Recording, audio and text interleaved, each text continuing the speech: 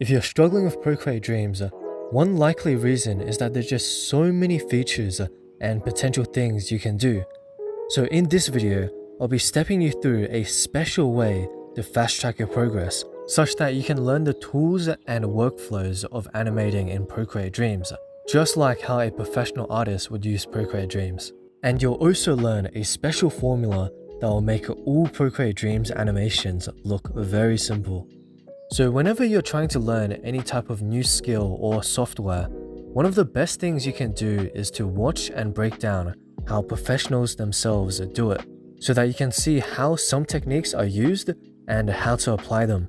That's why I'll be walking you through and breaking down the 3 default Procreate Dreams animations. These animations were specifically chosen by Procreate to be put on the devices of millions of people for a good reason.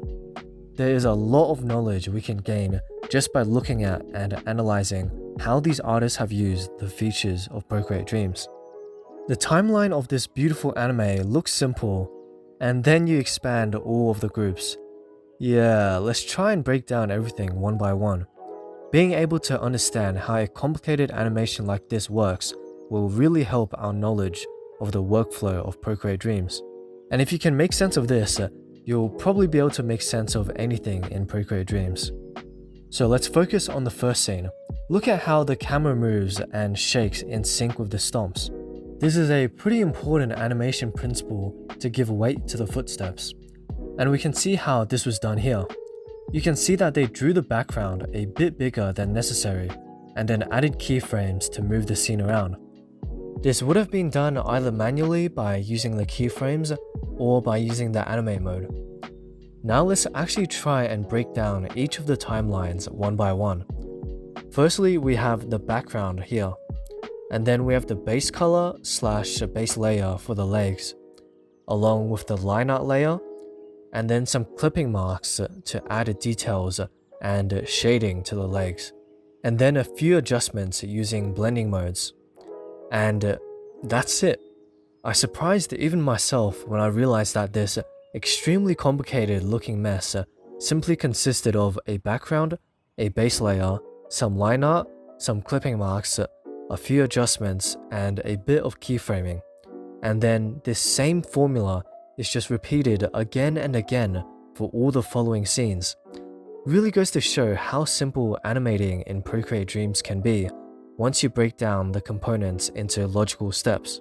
Obviously, it's going to take a lot of artistic ability to create something like this, but that's a different matter. You can see from this animation that the actual Procreate Dreams part of the process doesn't have to be that complicated. So if you're struggling with Procreate Dreams, then the main lesson here is just to break down what you're trying to do into simple steps, and then it's really not that complicated. Now that we've understood this, all the other animations are going to look very simple now, because all of them just follow this same formula along with some more special techniques. With this animation, same formula again. Background, base layer, some clipping marks, a few adjustments, and a bit of keyframing. Naturally, you still have the frame by frame drawing part, but that's just the skill of drawing and animation, and it's separate from Procreate Dreams. But also, in this animation, we see a pretty creative and powerful way to use masks. Let's jump to the end of the animation.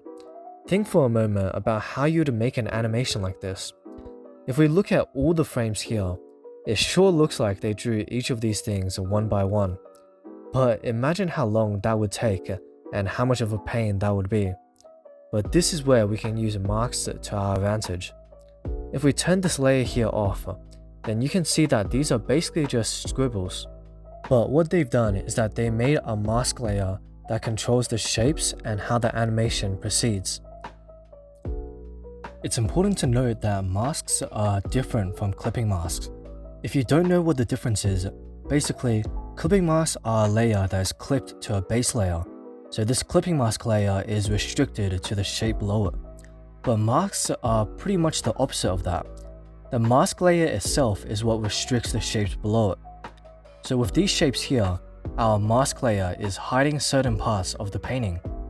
Both masks and clipping masks are extremely powerful tools in both digital art and animation. The advantage of using masks over clipping masks is that you can draw the patterns first and focus on the shapes later. So this is a way that a professional artist would use masks in Procreate Dreams. With this beautiful animation, it's the same formula again, but we can learn a different way to format things in the timeline with this animation. So even though the formula is still the same, the way the components are ordered is different. With our past animations, it was basically big scenes grouped scene by scene, with the different components contained with this big group. But this artist has each of the components of the animation on different layers individually. We have this one background that spans the entire animation, this base layer that spans the entire animation, and these effects, some adjustments, all on separate tracks. So these are two different ways that professional artists group their timelines, and whichever one you choose simply comes down to personal preference. In my opinion, this one is a bit clearer overall, but the divide between scenes is a lot clearer with the anime one. A very interesting special technique that they used in this animation is how they animated the background waves. If you were to animate waves by hand, drawing frame by frame, that would be very time consuming. But there's a very efficient way to do this by using the keyframing or the animate mode.